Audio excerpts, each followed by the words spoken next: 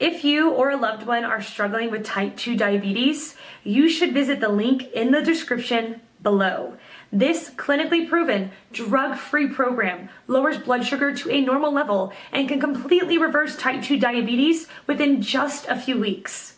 Here's today's video. The question, how can diabetes cause hand numbness? Answer by Lindsay P. It depends on what type of diabetes you might have.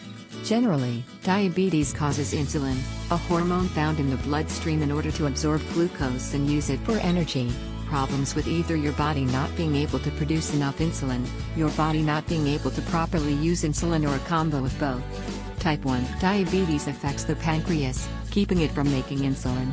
This often results in nerve problems, which can cause various of entrapment syndromes. Carpal tunnel syndrome is one of the more common forms.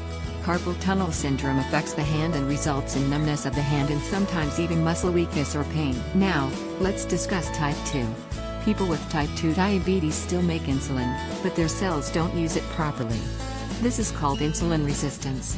The symptoms are milder, but are still there. These include being thirsty, bladder issues, blurred vision, irritation, numbness in the hands or feet, fatigue, wounds that don't heal, and yeast infections. If you think you may have some form of diabetes, it's best to talk to a doctor sooner than later. Answer by Roman Tunger. There are some associated nerve disorders known as diabetic neuropathies. Long-term diabetes could cause damage to the nerves throughout the body. This causes the sensation of numbness, tingling for several minutes, hours in hands, arms, legs, and feet. Controlling the blood sugar level might provide a temporary relief to this numbness, which can be done via proper diet plan, exercise, and medication. However, if the blood sugar level gets out of the range again, the person might have a chance to experience the same numbness again. Answer by John F. Eldridge. Prolonged high sugar levels damage blood vessels and caused reduced blood flow.